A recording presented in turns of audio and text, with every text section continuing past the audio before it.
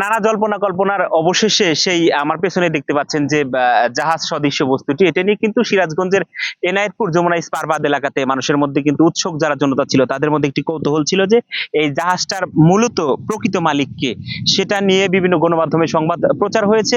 এবং সংবাদ প্রচারের পর কিন্তু আইন শৃঙ্খলা বাহিনী বা জাহাজের যারা মালিক কর্তৃপক্ষ রয়েছে এই তাদের মধ্যে কিন্তু একটি সাড়া জেগেছে এবং তারা আইনি প্রক্রিয়া শেষে অবশেষে কিন্তু আজকে সেই কৌতূহলী এবং রহস্যজনক সেই জাহাজটি কিন্তু আজকে নিয়ে যাবার জন্য মালিক পক্ষ থেকে এসেছে।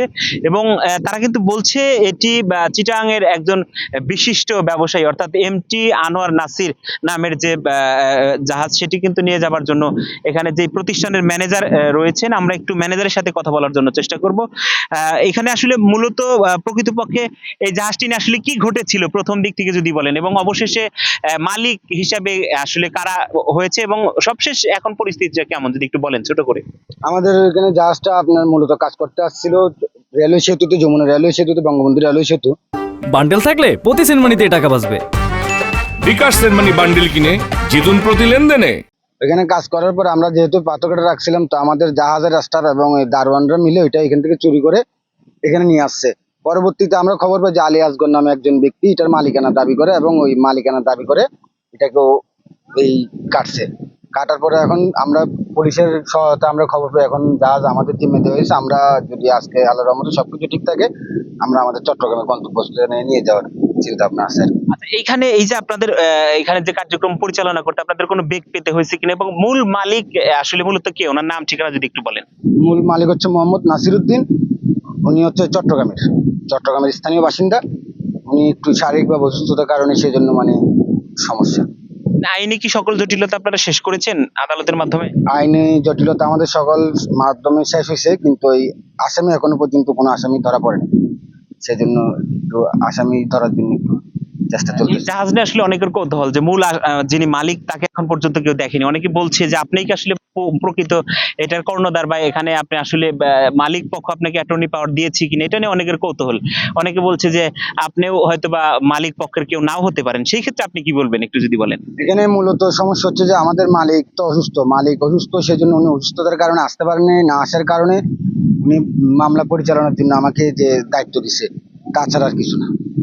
মালিক এই জাহাজ নিয়ে স্থানীয় অনেকের মধ্যে আলোচনা আছে যে অনেকে এই জাহাজ নিয়ে অনেক রকম পরিকল্পনা করেছে। আপনাকে কি আসলে সেই ক্ষেত্রে কোনো ভোগান্তি পোহাতে হয়েছে বা টাকা পয়সা বা আপনার অন্য কোনো ক্ষতিগ্রস্ত হতে হয়েছে, মানে আপনার এই বিষয়টা যদি একটু বলেন। টাকা পয়সা বা ভোগান্তি বলতে অনেক কিছু এরকম পোহাতে হয়েছে। কারণ ধরেন আছে কিছু স্থানীয় লোকজন আছে, দেখা গেল কি অনেক সময় স্থানীয় লোকজন বিরক্ত করে, তারপর বিভিন্ন রকম প্রশাসনিক আর যারা ধরেন না এই জাহাজ চুরি করে আনছে, ওরাও বিভিন্ন রকম হুমকি দামকি প্রতিবন্ধকতা সৃষ্টি হতেছে। সকল প্রতিবন্ধকতা শেষ করে তাহলে আপনারা কবে নিয়ে যাচ্ছেন বলে সবশেষ আপনারা চিন্তা করছেন? আজকে তো মোটামুটি পানি বাড়তির দিকে আছে, যদি আজকে যদি সম্ভব হয় না আমরা সম্ভব হয় আজকে নিয়ে যাওয়ার চিন্তা ভাবনা করতেছি আমরা।